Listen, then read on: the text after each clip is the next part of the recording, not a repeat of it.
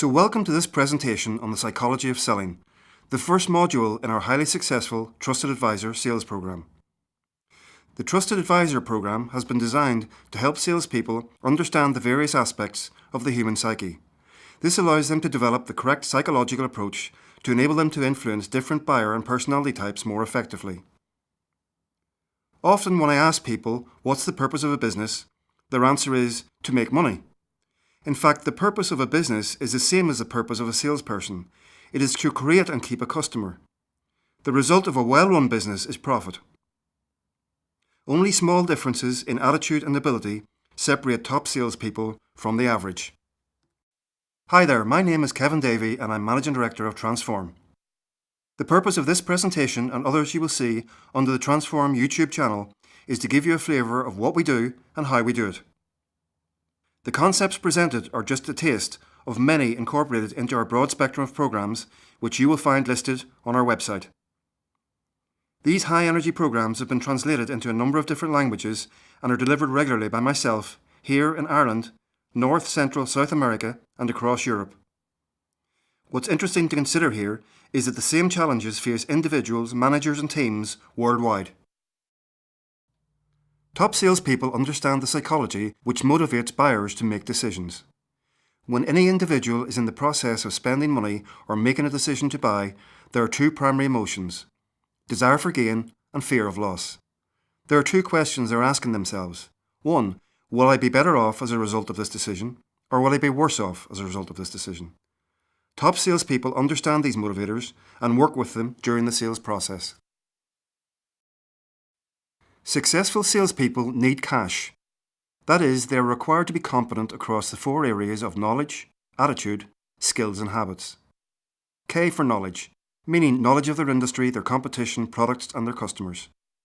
Attitude, meaning their approach to the job and to their customers and to their targets. Skills. In relation to skills, this refers to areas such as prospecting, overcoming objections, negotiating and closing. Small improvements in these areas can often lead to substantial increases in sales results. And finally, habits, meaning actions or patterns of behaviour that are easier to do than not to do. You need to develop the habits of other successful salespeople around the areas of planning, organising and time management. Remember, in selling, the customer buys you first, the product second and your company third. So make sure you've perfected all the elements of cash, knowledge, attitude, skills and habits that make them want to buy you. This brings us to the Doctor of Selling framework, how to get the customer to buy you. We know that diagnosis and prescription without proper examination is malpractice in medicine. The same applies in selling. Through questioning and listening skills, it is important to first uncover the customer needs and then prescribe sound recommendations. This builds trust and allows the customer to see that your primary interest is in helping them. So in selling, any deviation from the Doctor of Selling approach can be viewed as unprofessional, leading to lost sales opportunities.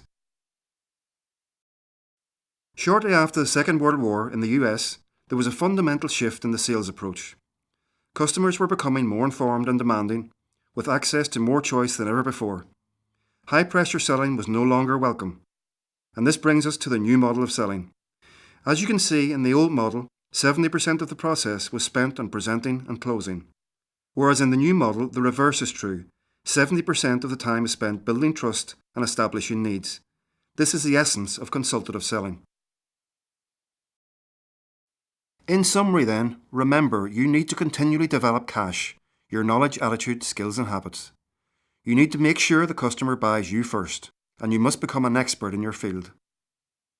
Develop and perfect the Doctor of Selling consultative approach, and develop trust by embracing the new model of selling.